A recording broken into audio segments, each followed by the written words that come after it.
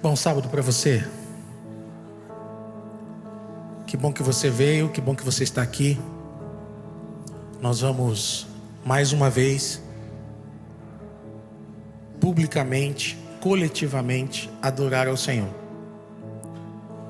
E o desafio nessa manhã é para que nós tenhamos o coração e a mente colocados nisso que vamos fazer agora. Para que você se desvencilhe de todas as outras coisas que podem roubar a sua atenção. Para que você coloque na mente agora a consciência de que você é um adorador. Aqui não existem adoradores substitutos. Aqui o ministro, o grupo de louvor, a banda não adora por você. Você não vem aqui para assistir algo sendo feito e você sair daqui mais ou menos depois que o culto termina. O culto é você quem entrega. Você é o adorador. Você é a criatura. Deus é o Criador. Você está diante de Deus agora. Amém, igreja? Portanto, é você quem adora. É você quem entrega o culto de louvor. Toda decisão que você toma fazer aqui dentro, seja conversar, seja ficar no telefone, seja cantar, seja participar, é uma decisão de um adorador. É você. Você e Deus agora. Então eu convoco você agora para que a gente possa adorar a Deus juntos. O que a gente faz aqui é um papel de facilitar apenas, facilitar o momento de adoração coletiva. As músicas, as integrações todas. É tudo para que a gente possa ter mais facilidade na hora de adorarmos a Deus juntos. Mas você é o adorador. Você está diante do altar do Senhor agora. Então, em nome de Jesus, se coloque em pé e adore ao Senhor em espírito, em verdade, com o coração colocado nisso. Deixe Deus falar com você nessa manhã. Fale com Ele através de cada música, de cada palavra dita. Vamos fazer isso juntos. Não há nada igual, não há nada melhor a que se compara a esperança viva.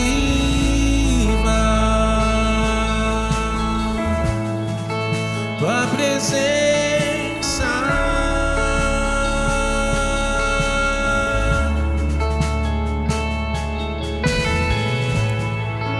eu provei e vi o mais doce amor que liberta o meu ser e a vergonha desfaz.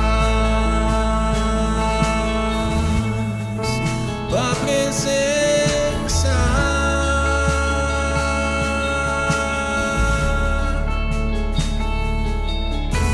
Santo Espírito, és bem-vindo aqui.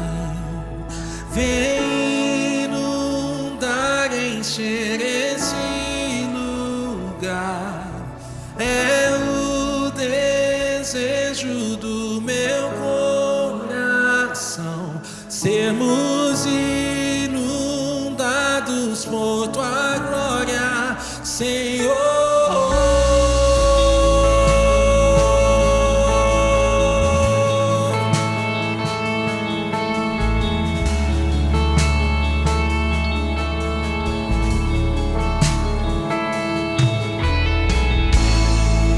Não há nada igual, não há nada melhor a que se compara a esperança viva.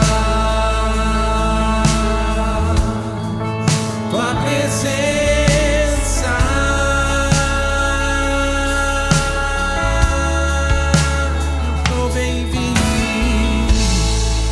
eu provei e vi o mais doce amor que liberta o meu ser vergonha disso. Tua presença, Santo Espírito, Santo Espírito, és bem-vindo aqui. Vem inundar, encher esse lugar. É o desejo do meu coração, sermos inundados por tua glória, Senhor. Santo Espírito, és bem-vindo. Vem inundar, encher esse. É o desejo meu, é o desejo do meu coração, sermos inundados por tua glória, Senhor.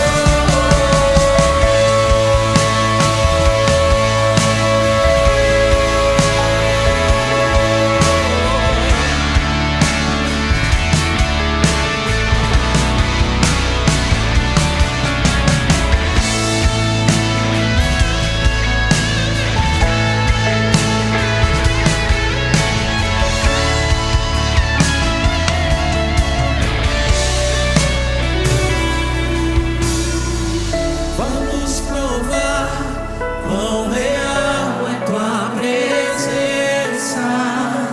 Vamos provar tua glória e bondade. Vamos provar quão real é tua presença. Vamos provar tua glória e bondade. Vamos provar quão real é tua presença. Vamos provar tua glória e vamos provar quão real é tua presença. Vamos provar tua glória e bondade.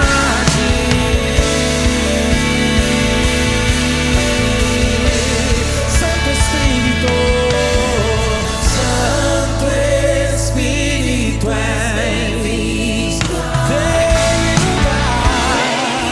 inundar, encher esse lugar. É o desejo do meu coração, sermos inundados por tua glória, Senhor. Santo Espírito, és bem-vindo. Vem inundar, encher esse lugar. É o desejo do meu coração, sermos inundados por tua glória, Senhor.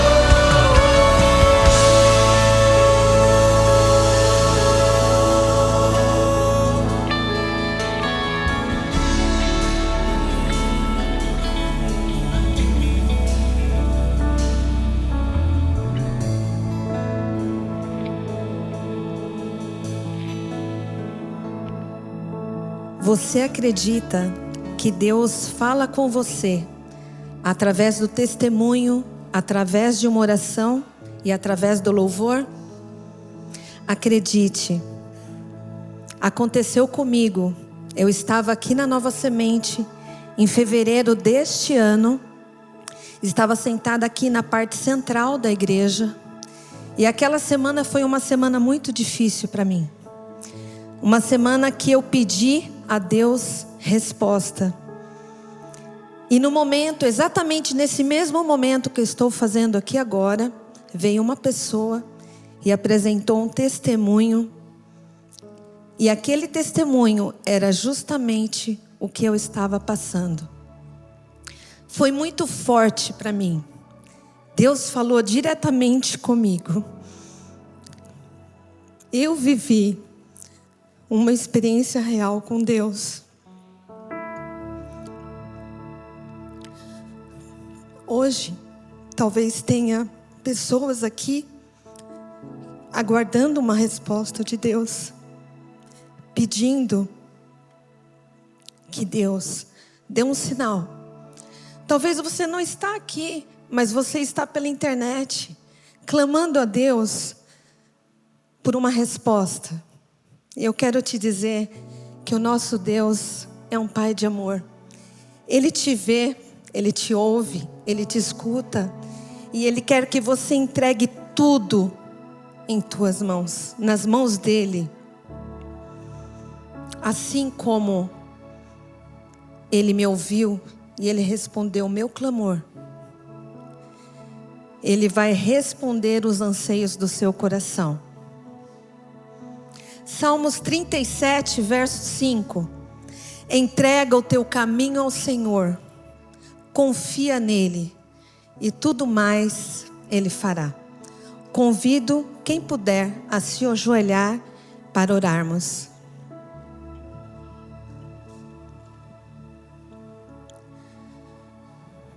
Querido Deus, nós estamos aqui, Senhor, unicamente para exaltar o Seu nome e engrandecer, Senhor. Obrigada, Pai, porque o Senhor é um Pai de amor, um Pai que olha para os Seus filhos, que se preocupa com cada um de nós, Senhor. Que o Seu Santo Espírito permaneça conosco, é o que pedimos em nome de Jesus. Amém. Santo Espírito, és bem-vindo aqui. Vem inundar, encher esse lugar. É o desejo do meu coração, sermos inundados por tua glória, Senhor.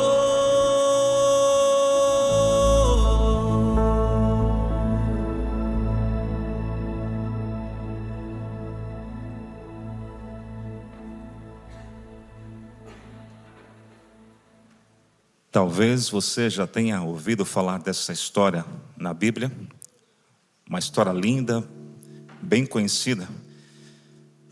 Ela está relatada em São Marcos no capítulo 14, versículo 3, em São João no capítulo 12 e em São Mateus no capítulo 26. Ali conta a história que Jesus foi convidado para um jantar numa festa em Betânia, na casa de Simão, o leproso. E quando Jesus estava à mesa ali, sentado, de repente se aproximou uma mulher e se derramou aos pés de Jesus. E ela quebra o vaso de alabastro e derrama o puro perfume de nardo sobre a cabeça de Jesus. Que cena impressionante! Os discípulos e muitos que estavam ali começaram a criticar aquela mulher severamente por tamanho desperdício.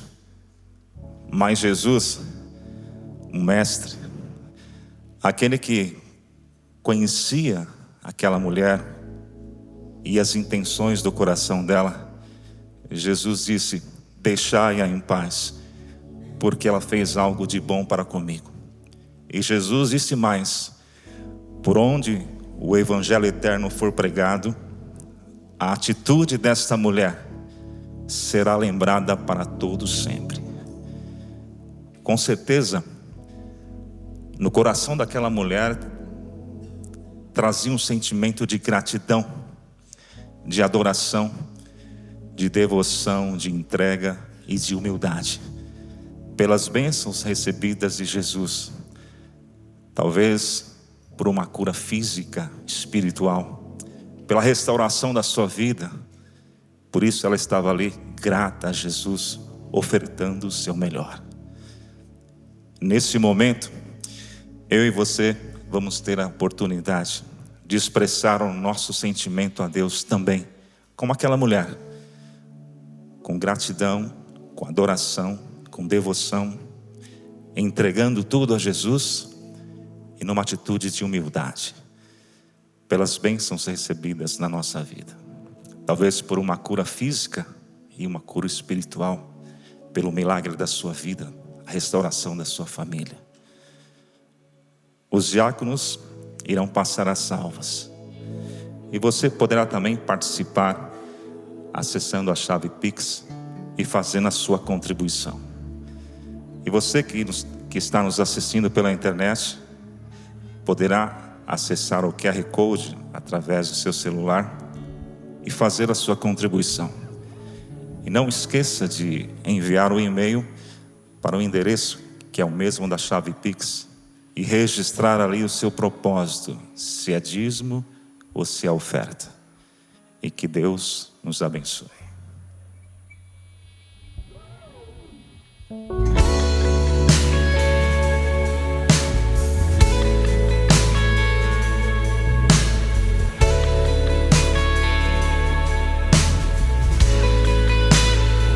Estou aqui, respondi teu chamado para servir. Usa-me, eu sou teu, para fazer o teu querer. Muito tempo me escondi, tentei correr e fugir, mas agora eu sou teu, para fazer o teu querer.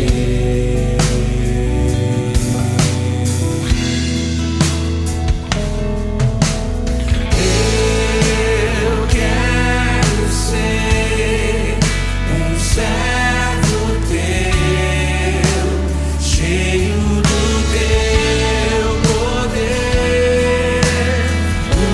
Usa-me, Senhor, em teu louvor.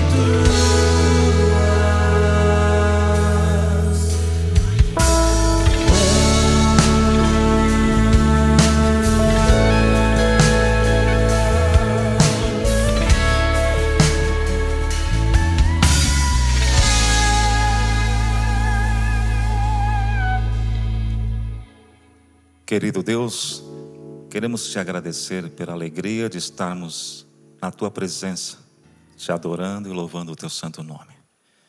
Abençoe os dízimos, as ofertas, os doadores, que esse ato seja para a honra e glória do teu nome e para a grandeza da pregação do Evangelho. Que Deus continue nos abençoando, é o que te peço em nome de Jesus. Amém.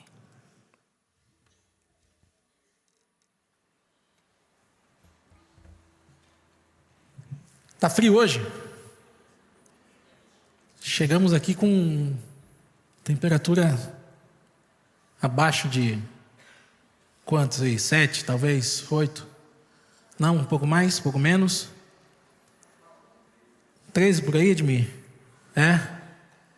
O que importa é que agora vai ficar quente pela presença do Senhor Jesus nesse lugar, amém?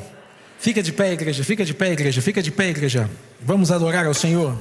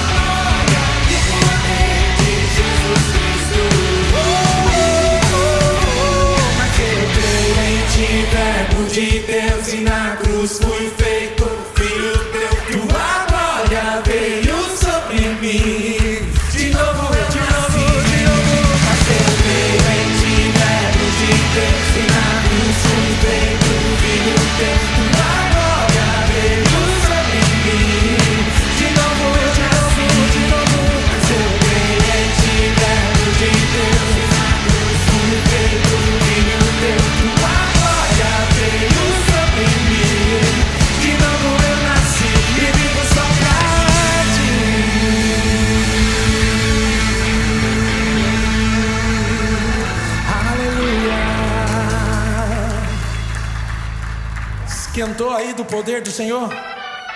Esquentou ou não esquentou? Fala amém, igreja.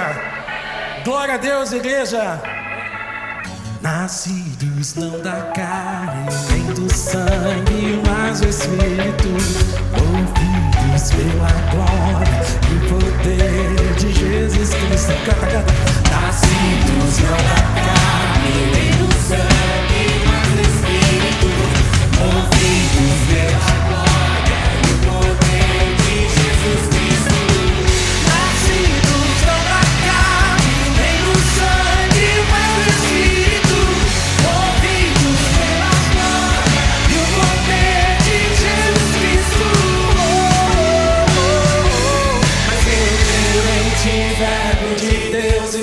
cruz fui feito filho teu. Tua glória veio sobre mim. De novo eu nasci, mas eu creio em ti, verbo de Deus. E na cruz fui feito filho teu. Tua glória veio sobre mim.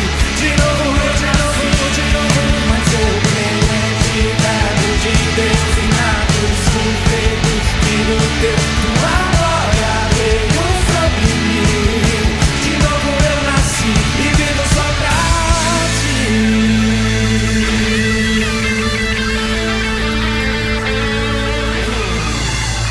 Aleluia. O cristianismo não é uma sucessão de sacrifícios que você faz. Não tem nada a ver com sacrifícios que a gente possa fazer.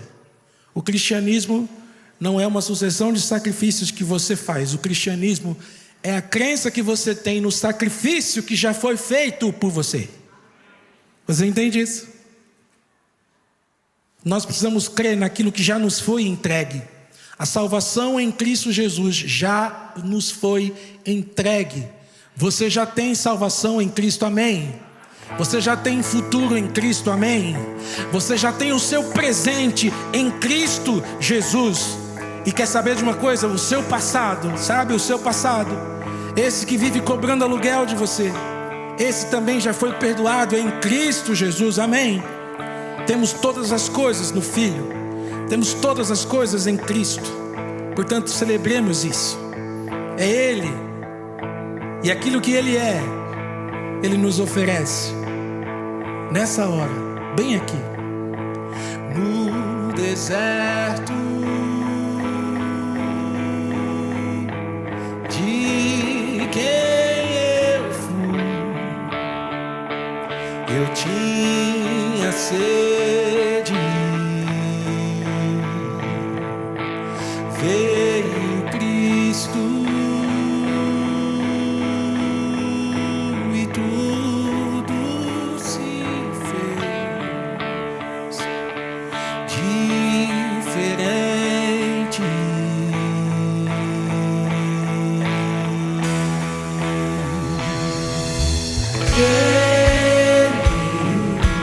Vê meus pecados ocultos,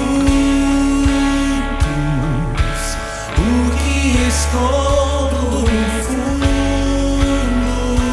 do meu coração.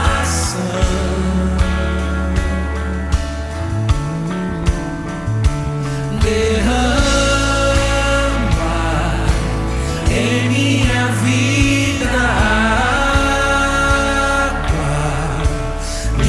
sujeiras, sacia essa sede, o que Cristo oferece, Ele é. No escuro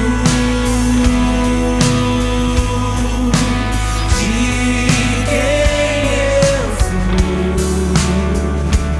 eu tinha medo,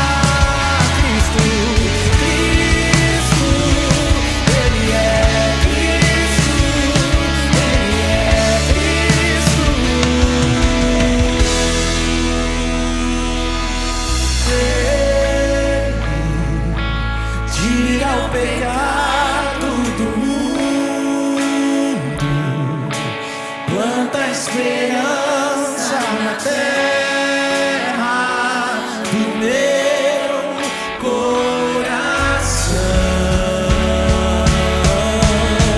Santo é o Senhor Jesus Cristo, pão que alimenta o faminto, vinho esmagado, servido na cruz para todo cansado, e que Cristo oferece, Ele é.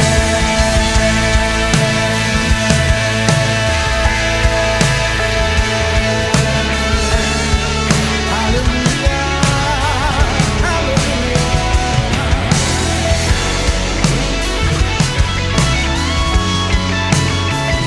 E o que Cristo oferece, Ele é.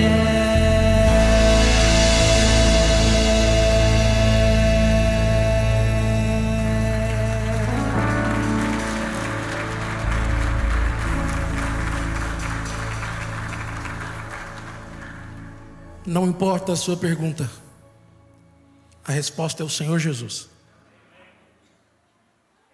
Não importa o seu questionamento, a resposta sempre será o Senhor Jesus. E Ele está aqui nessa manhã, amém? Oferecendo a si mesmo para a solução dos seus problemas, oferecendo a si mesmo para a salvação da sua alma. Cristo, esmagado, servido na cruz, para todo cansado, para você, para mim, do menor ao maior dos que estão aqui hoje. Cristo está oferecido a todos. Por que não aceitá-lo? Por que não viver por Ele? Por que não entregar-se a Ele? Por que não cumprir a sua vontade? Ele já deu tudo. Amor infinito. Temos recebido do Senhor uma bênção após outra, graça sobre graça, amor sem medida. Por que não entregar-se a esse Deus? Antes de eu falar, tu cantava sobre mim. Tu tens sido tão, tão bom pra mim. Antes de eu respirar, sopraste tua vida em mim. Tu tens sido tão, tão bom pra mim. Oh, impressionante, infinito e ousado amor de Deus. Oh, que deixas 99 só pra me encontrar. Não posso comprá-lo, nem merecê-lo. Mesmo assim se entregou. Oh, impressionante, infinito e ousado amor de Deus.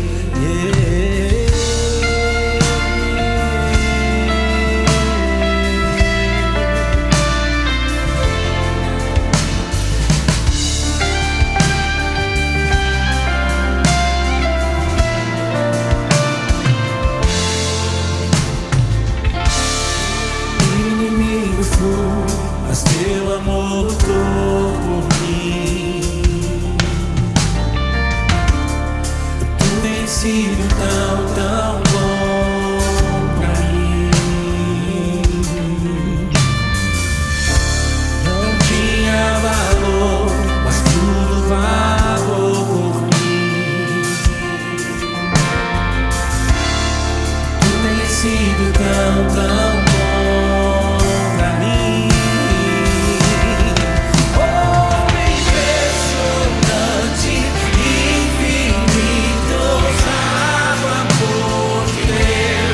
Oh,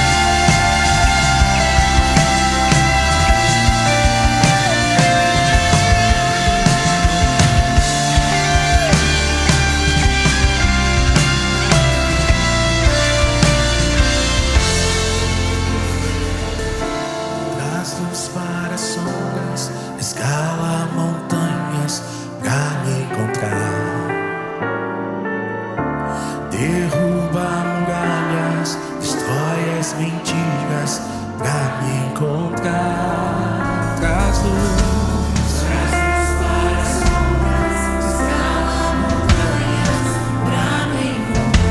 Derruba muralha. Destrói as mentiras pra me encontrar. Traz luz. Para as sombras, escala montanhas pra me encontrar. Derruba muralhas. Destrói as mentiras pra me encontrar. Traz luz.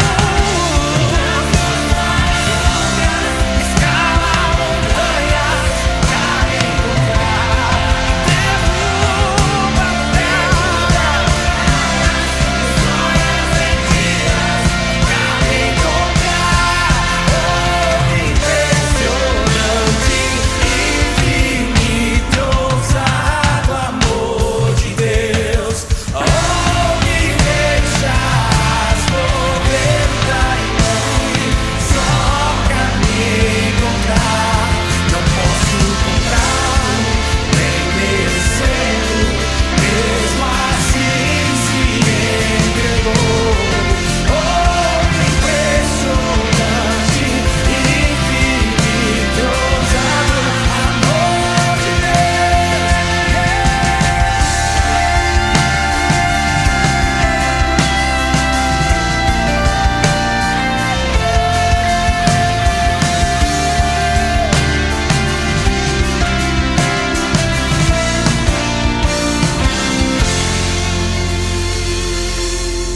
Oh, impressionante, infinito, ousado. Oh, que deixa só pra me encontrar. Não posso comprar. Mesmo assim se entregou. Oh, impressionante e ousado amor de Deus.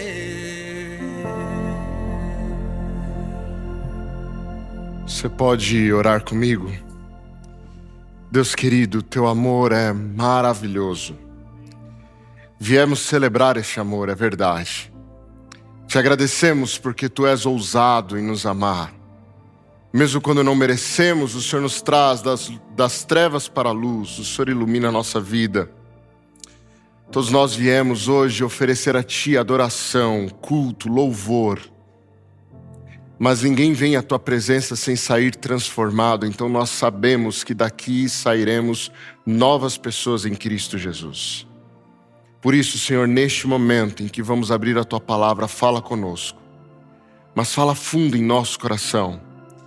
Enche o nosso coração de esperança, reforce em nós a certeza do Teu poder e nos ajude a olhar para frente e marchar na direção do futuro com a certeza de que nunca estaremos sozinhos nessa vida. É isso que te pedimos nessa manhã, em nome de Jesus. Amém, Pai. Amém.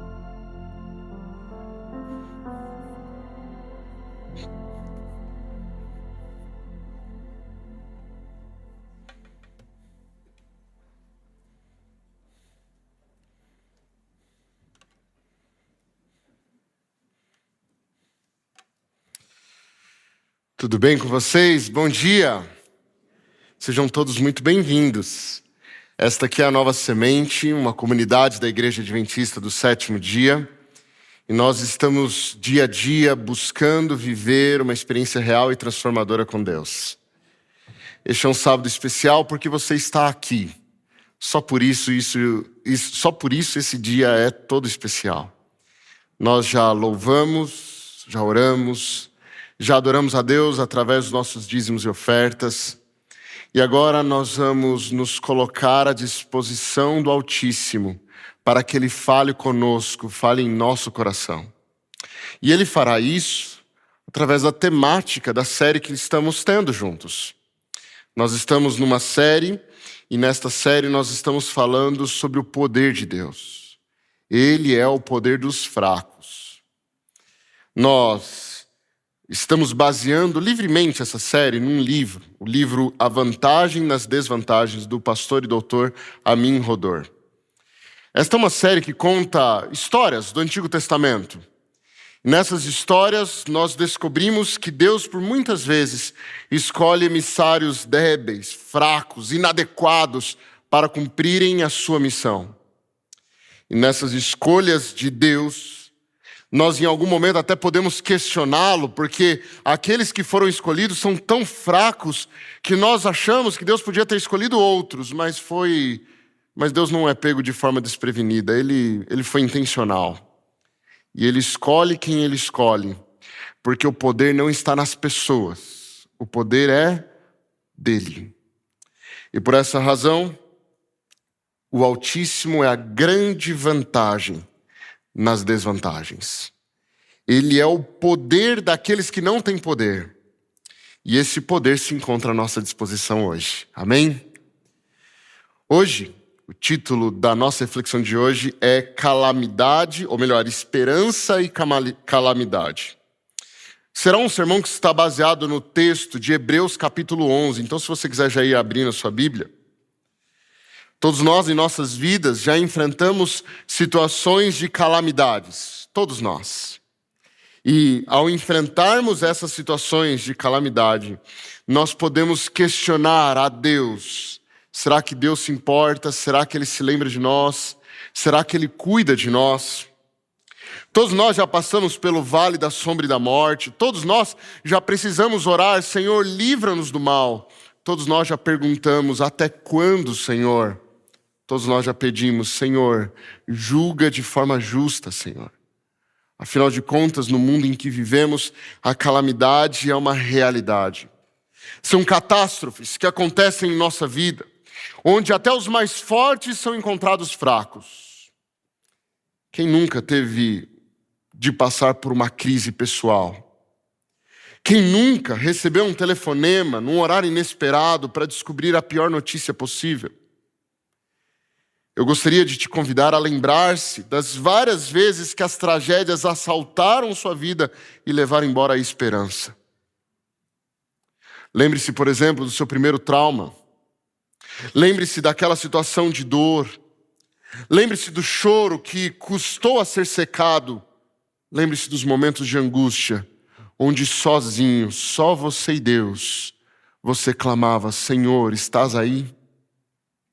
O fato é que a sensação de estar passando por essas calamidades é a sensação que se aproxima bastante da morte. Nós quase não conseguimos ver vida em momentos de calamidade. Qual é a sensação de estar ao lado do caixão de alguém que você ama? Qual é a sensação de olhar o fim da existência de alguém que foi ou que fez a diferença na sua vida? Qual é a sensação de visitar alguém num leito de UTI? E saber que a iminência da morte é real? Qual foi a sensação de descobrir uma traição? De ver a família sendo destruída? Qual foi a sensação de descobrir que aquele ou aquela a quem você confiou tudo traiu a sua confiança? Qual é a sensação de sofrer um golpe? De perder recursos? De descobrir que o patrimônio pelo qual você tanto trabalhou foi roubado em poucos segundos? A tragédia, a catástrofe. Quem nunca foi ferido pela vida? Doenças, acidentes, divórcios, dificuldades financeiras, morte. Se você disser que nada disso aconteceu na sua vida, eu tenho uma péssima notícia. Em algum momento vai acontecer. Porque nenhum ser humano passa por essa existência sem as catástrofes, sem as calamidades. Então, em agonia por esses momentos, nós perguntamos, Deus, estás aí? O Senhor está prestando atenção no que está acontecendo nessa terra? O Senhor entende a profundidade da dor? O Senhor ouve os nossos clamores? E às vezes parece que as orações feitas voltam para nós como envelopes fechados com o carimbo de endereço desconhecido. Deus nem leu, Deus nem ouviu, Ele nem prestou atenção. Queridos, não é bíblico e nem verdade a ideia de que nós vamos passar por esta existência sem enfrentar problemas. Mesmo os maiores heróis da fé enfrentaram momentos muito difíceis, muito desafiadores. Eu quero te convidar a ler comigo os versos 32 ao verso 38 do livro de Hebreus, no capítulo 11, quando aqui o apóstolo Paulo diz: quanto mais eu preciso dizer, levaria muito tempo para falar sobre a fé de Gideão, Baraque, Sansão, Jefté, Davi, Samuel ou os profetas que os profetas tiveram. Pela fé eles conquistaram reinos, governaram com justiça e receberam promessas. Fecharam a boca de leões, apagaram chamas de fogo e escaparam de morrer pela espada. Sua fraqueza foi transformada em força. Tornaram-se poderosos na batalha e fizeram fugir exércitos inteiros. Mulheres receberam de volta seus queridos que haviam morrido. Outros, porém, foram torturados, recusando-se a serem libertos, e depositaram sua esperança na ressurreição para uma vida melhor. Alguns foram alvos de zombaria e açoites, e outros acorrentados em prisões. Alguns morreram apedrejados, outros foram cerrados ao meio, e outros ainda mortos à espada. Alguns andaram vestidos em peles de ovelhas e cabras, necessitados, afligidos e maltratados. Este mundo não era digno deles. Vagaram por desertos e montes, escondendo-se em cavernas e buracos na terra. Percebem? Os heróis da fé acumulam muitas vitórias. E vitórias incríveis. Conquistas de reinos, vitórias em batalhas, boca de leões fechadas, chamas de fogo que não queimavam, não são vitórias? Só que todas essas vitórias não foram deles. Foi do Deus que protegia e que cuidava deles. Contrapartida, nós vemos alguns heróis da fé que enfrentaram tortura, apedrejamentos, zombarias, açoites, prisões. Eles foram cerrados ao meio, como no caso do profeta Isaías, mortos ao fio da espada, como o apóstolo Paulo. Eles foram necessitados, afligidos, maltratados. Esse mundo não era digno deles. E nem parece os mesmos que receberam a vitória que nós acabamos de ler. Este texto é um duro golpe na atual teologia da prosperidade.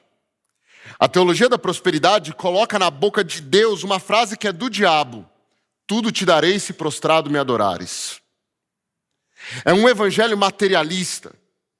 É uma ideia de que o resultado único de servir a Deus é a extinção da pobreza no mundo.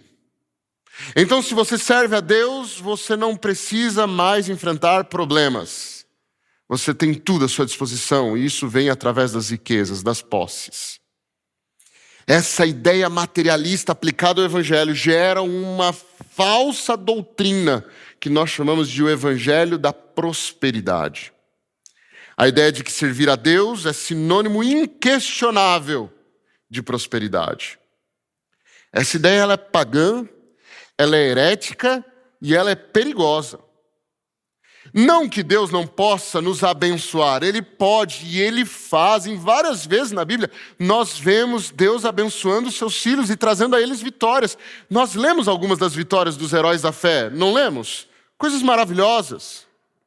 O ponto é que na mente de alguns, toda vez que alguém serve a Deus, inquestionavelmente ele terá apenas vitórias. Apenas vitórias. E esta não é uma realidade da Bíblia. Essa ideia da prosperidade absoluta é uma negação da fé, é uma negação da Bíblia, é uma negação da realidade da existência humana, é uma negação da antropologia bíblica, da doutrina de pecado e salvação, e pior, é uma negação das profecias, da escatologia bíblica. Não. Servir a Deus não significa imunidade contra as calamidades, não significa riqueza absoluta, não significa prosperidade absoluta e inquestionável. Servir a Deus não significa isso. Pelo contrário, é bem provável que muitas pessoas que aqui estão hoje já fizeram o seguinte questionamento: por que eu estou enfrentando esses problemas se eu sou uma pessoa que serve a Deus? Por que eu passo por momentos tão difíceis se eu sou uma pessoa boa? Eu tento ser bom para aqueles que estão ao meu redor, não faço mal a ninguém. A última vez que alguém me fez esse questionamento, eu respondi: escuta, por que você não passaria por problemas só porque você é uma pessoa boa? Você não vive no mesmo mundo que eu? Você não vive na mesma realidade de pecado que eu vivo? Você acredita que a justiça divina ocorre antes da primeira morte? Na Bíblia não é assim que as coisas acontecem. A justiça final de Deus ocorre após a primeira morte. E você pode depois estudar de forma mais aprofundada Daniel capítulo 12, verso 2 e João 5, 29. O fato é que existem momentos na vida em que Deus parece fazer todo sentido. É verdade, nós entendemos a Deus e até o domesticamos. Mas existem outros momentos que ele simplesmente não faz sentido algum. Deus é completamente lógico. Não faz sentido. Nós questionamos os planos de Deus. Nós questionamos os métodos de Deus. Nós questionamos as escolhas divinas porque elas simplesmente não fazem sentido. E o que fazer quando Deus não faz sentido? Como entender os seus planos quando as coisas saem do controle? Como lidar quando Deus parece não se encaixar na lógica humana? E pior do que isso, o que fazer quando Deus, além de tudo isso, parece ficar em silêncio? Parece que Ele virou as costas e nos abandonou à nossa própria sorte. Existe uma história da Bíblia que fala muito sobre isso. Você deve se lembrar da história de Jó. Há um livro no Antigo Testamento inteiro dedicado a contar sua história. E em muitos momentos, Jó, que é descrito logo no começo do livro como um homem íntegro, correto, temente a Deus e que se desviava do mal, ele perde suas posses, ele perde sua família, ele perde os amigos, ele perde a saúde. E então, nessa circunstância de completa calamidade, nós o encontramos procurando a Deus.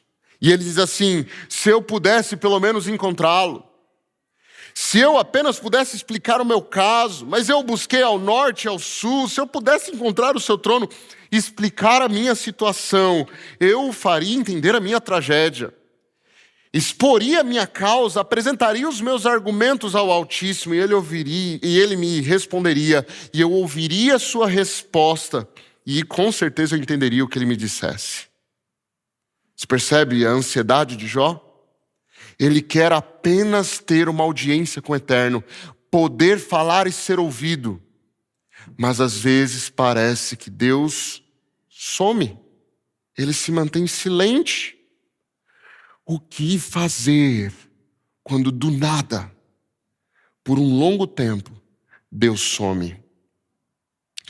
Na história de Jó, nós vemos que o que mais doía nele era essa ausência divina. O caso de Jó não foi um fenômeno isolado. Nas calamidades da vida, às vezes nos parece também que Deus sumiu.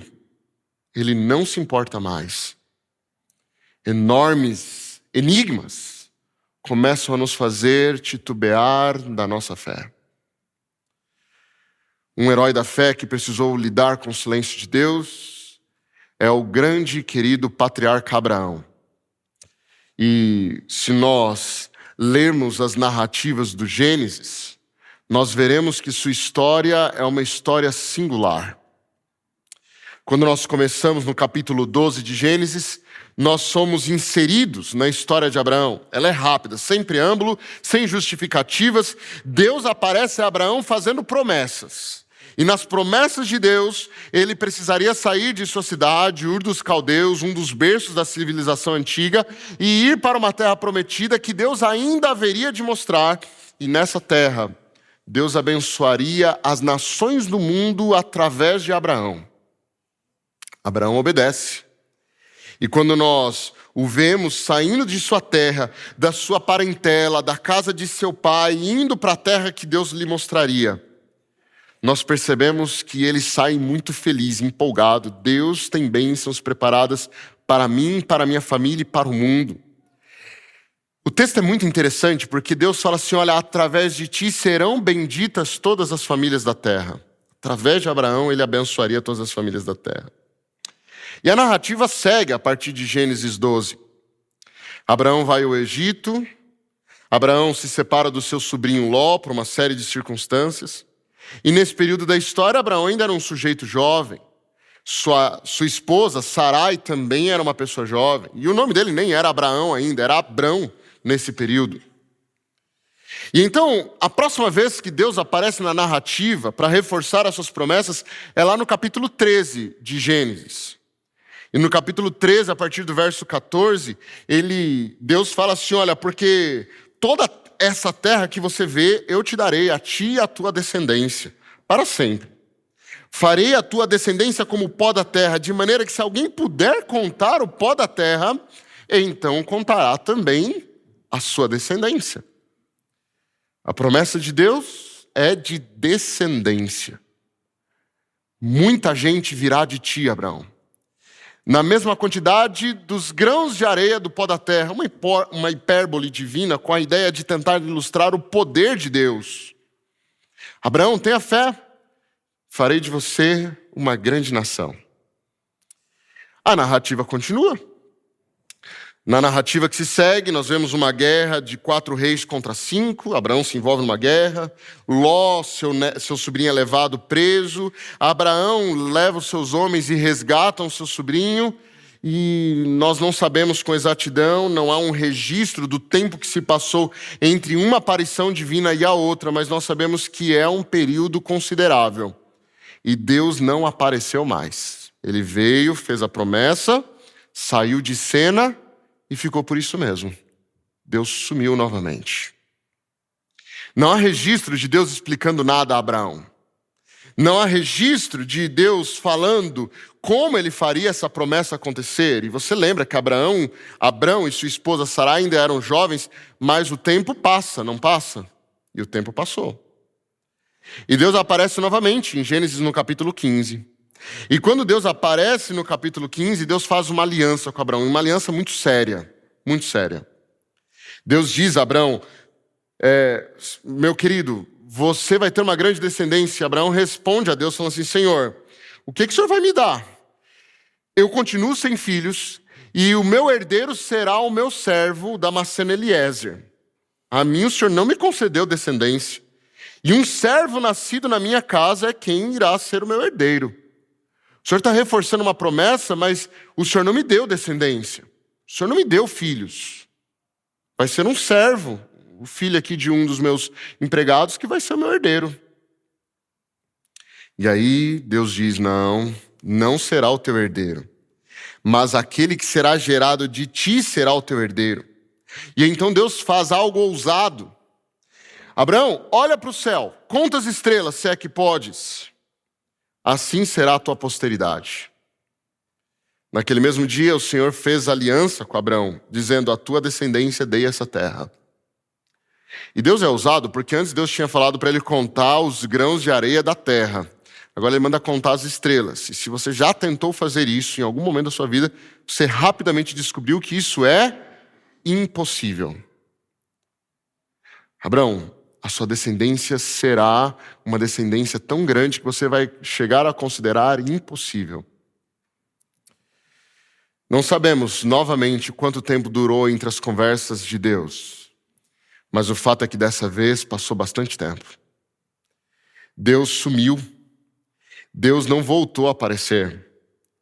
E então a esposa de Abraão, Sarai, resolve ajudar a Deus, dar uma mãozinha. E a narrativa segue dizendo que Sarai ofereceu uma proposta a Abraão, falando assim, olha, tem uma serva minha, uma menina boa, é minha serva. Então você pode ter um filho com ela, porque o filho que vier dessa relação será meu, na verdade. A tentativa de ajudar a Deus. E é nesse contexto que Abraão, com 86 anos, recebe o seu filho Ismael. A ideia foi péssima e vocês já sabem disso. As consequências dessa ideia ainda estão presentes em nosso mundo, na descendência de Ismael e de Isaac.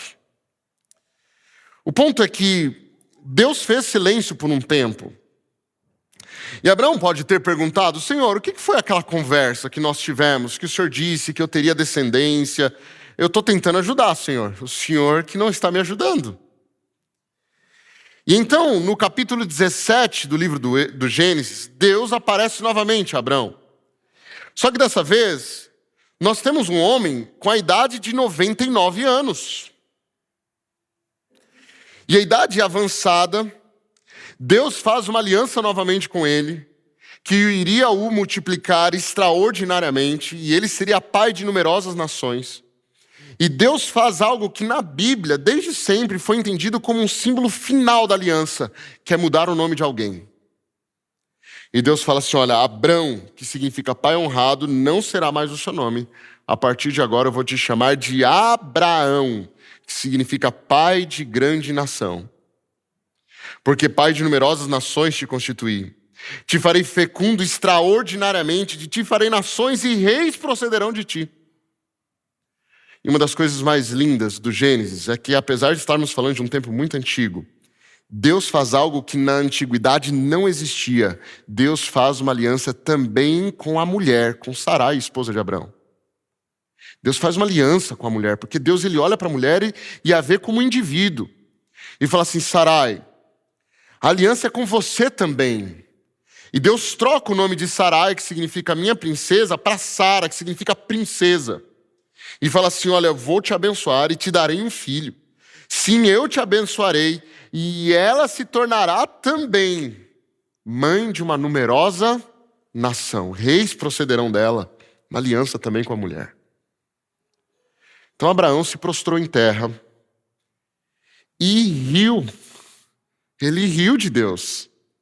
E ele disse consigo mesmo: a um homem de 100 anos há de nascer um filho. Dará à luz Sara com seus 90 anos. Isso não vai acontecer. E Deus de fato lhe respondeu: Abraão, Sara, tua esposa, te dará um filho e lhe chamarás Isaque. Estabelecerei com ele a minha aliança perpétua para a sua descendência. E o final da descrição do capítulo é a seguinte: e finda esta fala com Abraão, Deus se retirou elevando-se. E imagina o que aconteceu depois disso? Deus fica em silêncio de novo. Tantas promessas, Deus aparece prometendo e nada acontecendo. Deus ficou em silêncio de novo. A narrativa segue. Mais um tempo de sumiço. Sara, já velha, estéril, porque da vida toda não teve filhos, era esterilidade. A menopausa já havia chegado a ela. O próprio Abraão não tinha mais vitalidade, como diz o livro de Hebreus, ele já estava amortecido na carne, ele já não tinha mais vitalidade. E aqueles dois velhinhos, eles pensam: Deus falhou conosco. E o pior de tudo, ele nos iludiu por anos, e por anos ele vive sumindo e não cumpre suas promessas. Imagina as perguntas que haviam na mente de Abraão e de Sara, sua esposa. São as mesmas que às vezes existem na nossa mente. Senhor, e esse monte de promessas que o Senhor tem aqui na Bíblia, quando é que elas vão se cumprir? Por que o Senhor está tão silente? Por que o Senhor não aparece? Por que o Senhor não dá satisfação? Por que o Senhor sumiu? Então Deus aparece novamente a Abraão. Mas dessa vez, Deus aparece de forma encarnada. E ele aparece no capítulo 18. Vem visitar Abraão e, de acordo com os costumes, ele chega e ele encontra Abraão e sua esposa na tenda deles. Abraão e sua esposa servem uma refeição para o Senhor. E enquanto eles estão conversando, a Bíblia quer deixar claro que era impossível eles terem filhos. Porque na descrição da Bíblia diz que Abraão e Sara já eram velhos, avançados em idade, e Sara já havia cessado o costume das mulheres. Ela já não tinha mais menstruação. Então, é impossível. Não há mais possibilidade de ter filhos. Então, o Senhor faz novamente a promessa. Só que dessa vez não é Abraão quem ri da promessa. É Sara. Ela estava assim atrás da tenda e quando ela ouviu o Senhor falando, Sara deu uma risada e falou assim: Senhor, será que eu? E o anjo do Senhor, ele ouve tudo e ele diz assim: por que Sara está rindo ali atrás? Daqui a 1 ano eu vou voltar a ti e vocês terão um filho. E a narrativa continua. E a narrativa, ela passa pela destruição de Sodoma e Gomorra. Abraão começa a peregrinar na terra de Gerar. Mas quando nós chegamos ao capítulo 21 do livro de Gênesis, enfim Isaac nasceu. Um milagre. Realmente, em 1 ano Isaac nascera. Eles estavam muito felizes.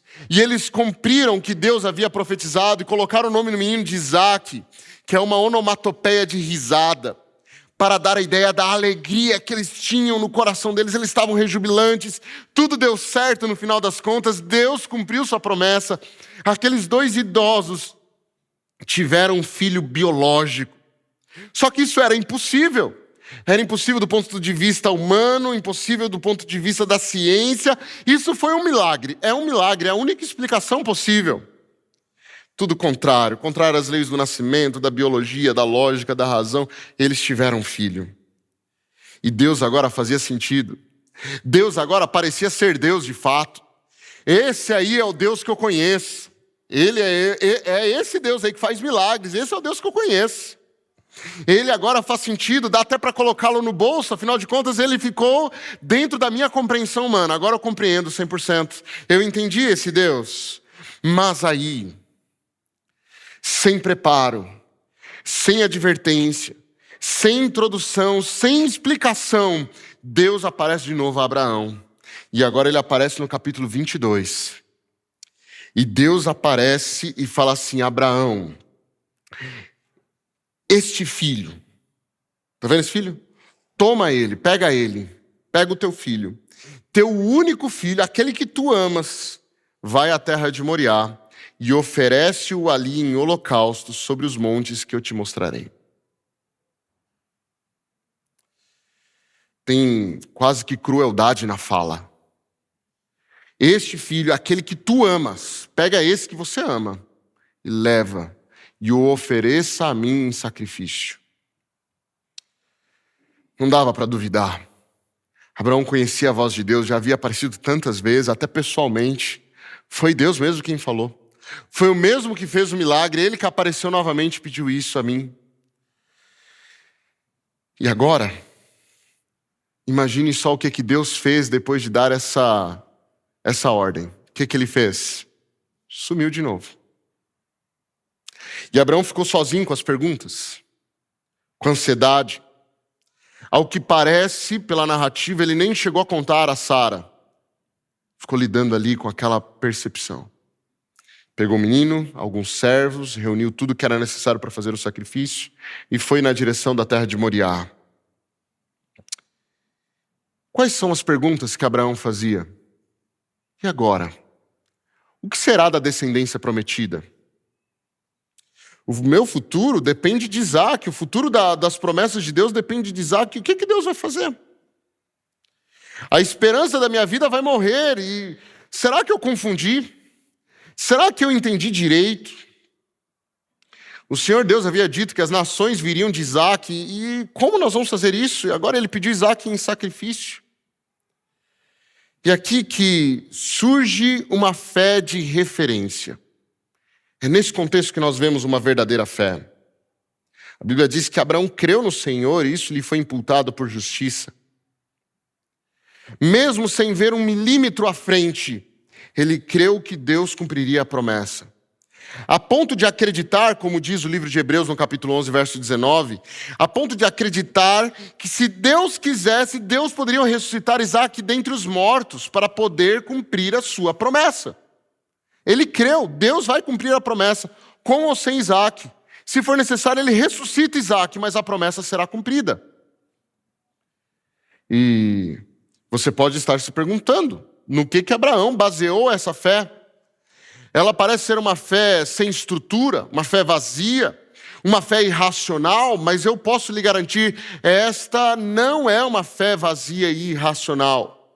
Ela é uma fé baseada num Deus que nunca falhara no passado. Abraão já tinha visto o milagre.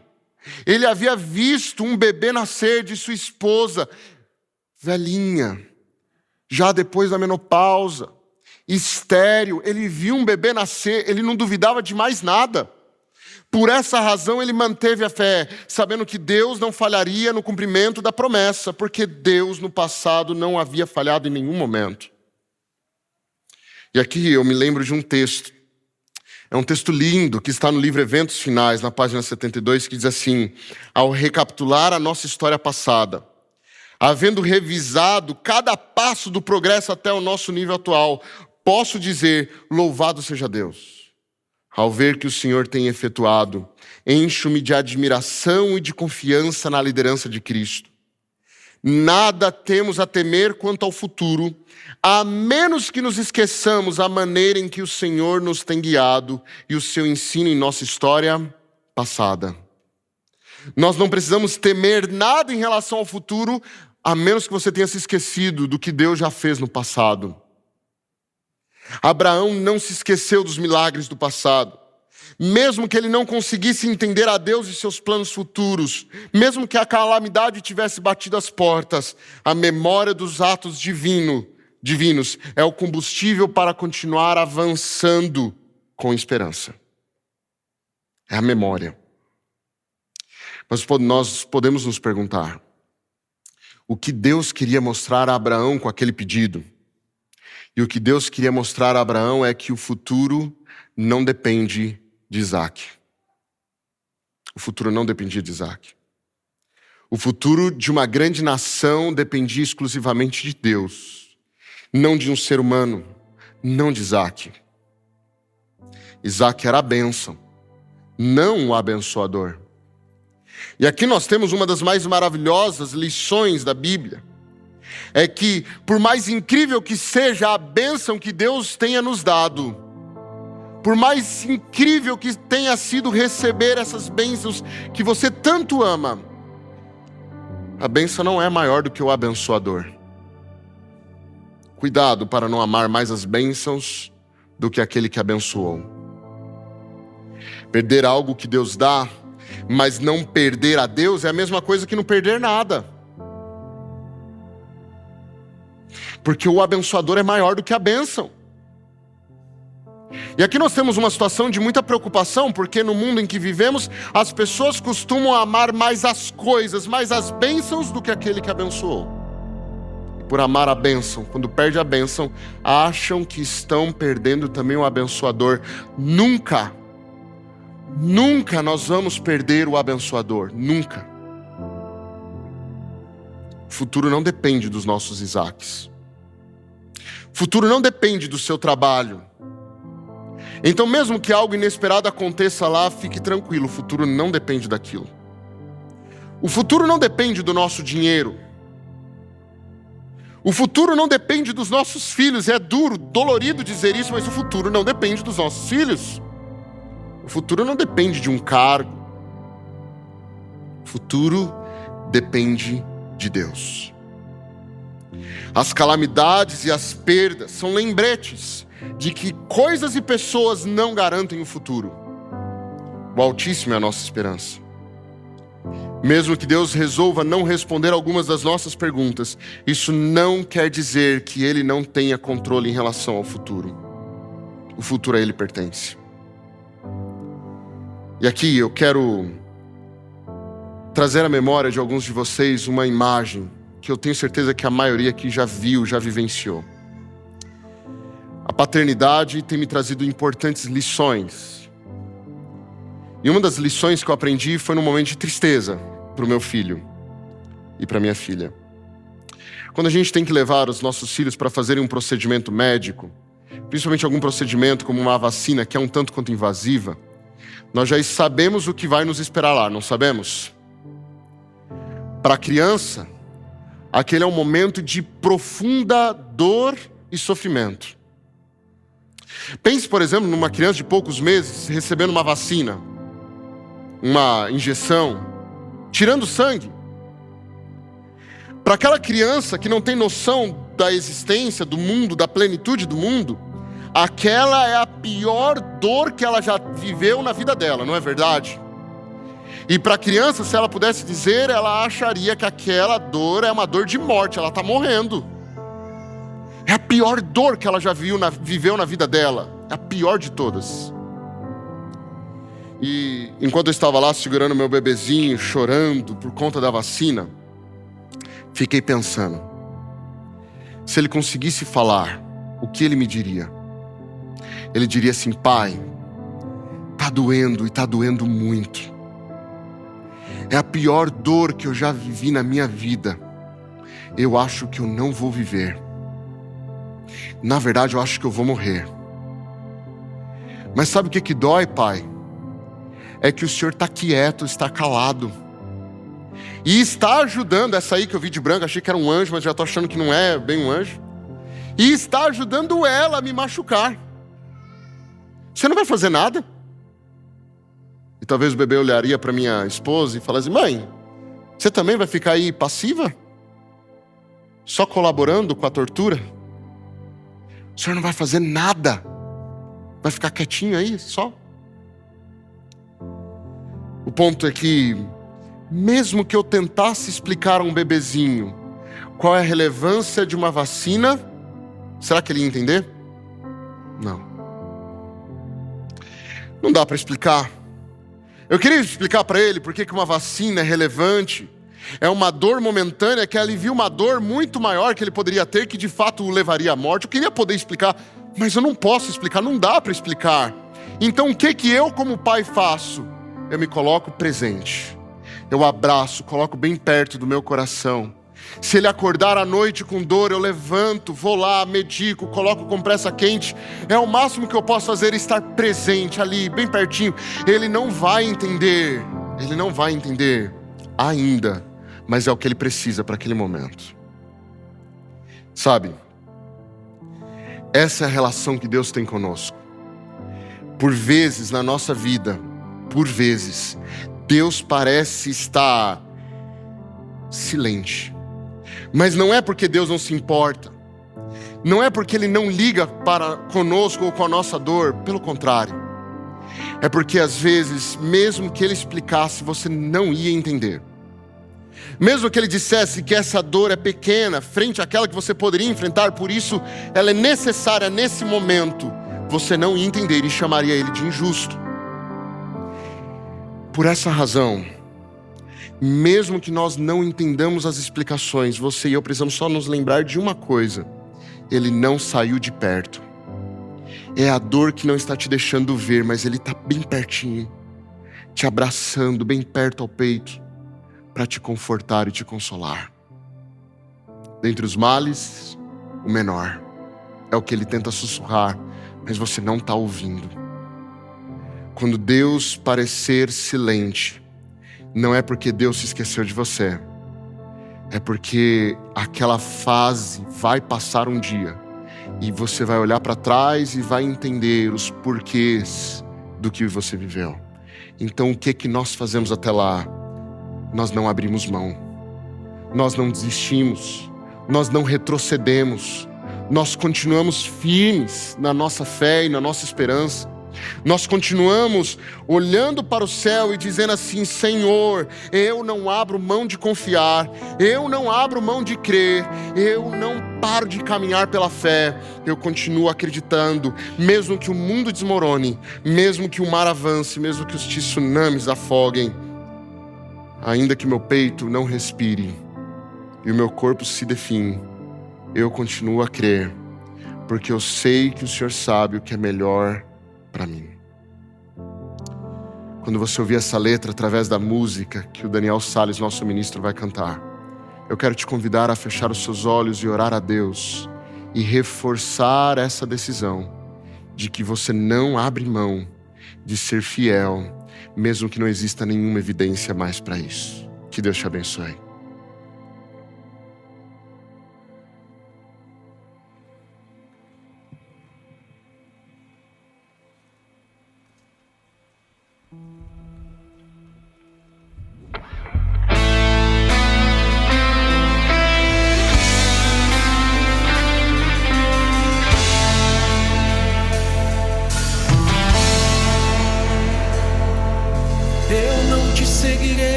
os milagres podem não acontecer.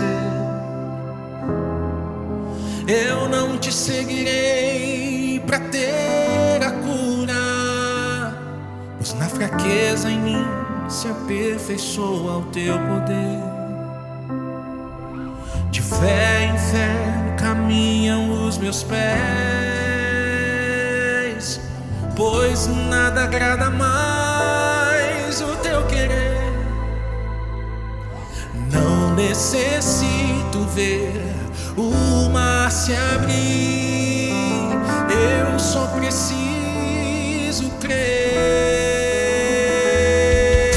Eu não te seguirei para ter riquezas, tua cabeça que nem teve onde repousar.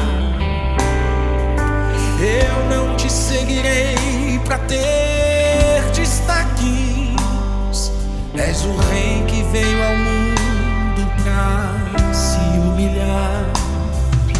O servo não é mais que seu senhor, e é honra para mim poder por ti sofrer. Não necessito ver o sol brilhar, eu só preciso crer. Eu não abro mão de crer em ti, não abro mão de confiar. Firmado estou e a tua destra é fiel. Eu não abro mão de crer em ti, não abro mão de confiar. Firmado estou e a tua destra é fiel.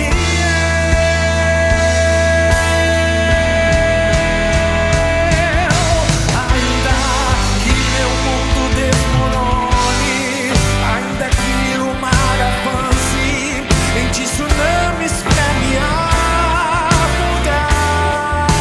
Ainda que meu peito não respire e meu corpo se definir, eu não abro mão de confiar. Não abro mão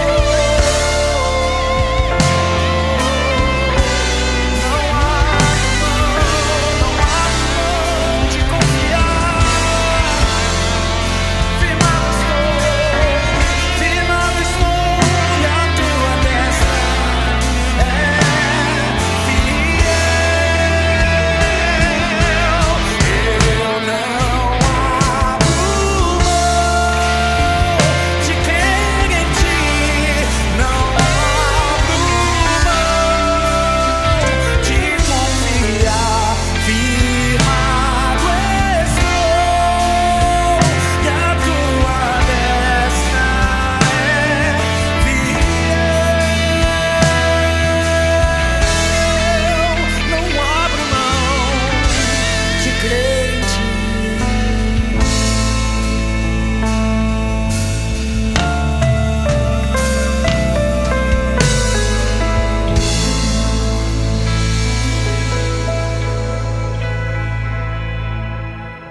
Querido Deus, hoje nós queremos reforçar a nossa esperança em Ti.